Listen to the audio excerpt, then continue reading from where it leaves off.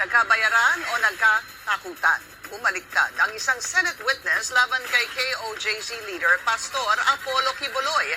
Binayaran lang daw kasi siya ni Senator Risa Ontiveros pero buwelta ng senadora, tinakot lang ang testigo.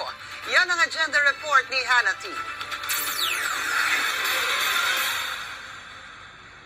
Binayaran po ako ni Sen. Risa Ontiveros para mag-testify laban kay PRRD, VP Sara at kay Pastor Apollo C. Kibuloy. Yan ang seryosong aligasyon ni Michael Murillo na dating Senate witness na sinabing pinilit siya ni Senator Risa Ontiveros na mag-testify para pabagsakin ang Kingdom of Jesus Christ ni Pastor Apollo Kibuloy.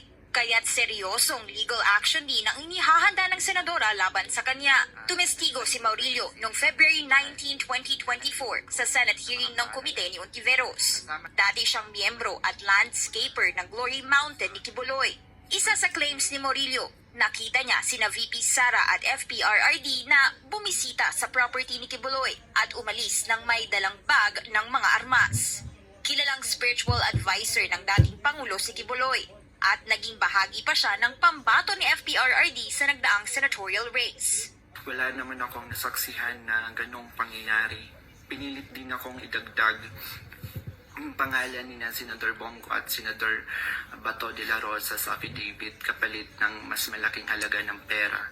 Pero hindi ko na sila isinama kasi baka umattend sila sa hearing at magtanong. Binigyan daw siya ng 500,000 pesos para isama sa affidavit ang pangalan ng pastor at ng mag-amang Duterte. Nagka-additional 500,000 pa raw nang matapos siyang tumestigo sa Senate hearing. Pero walang katotohanan ng mga ito ayon kay Ontiveros. Anya, sangkaterbang ebidensya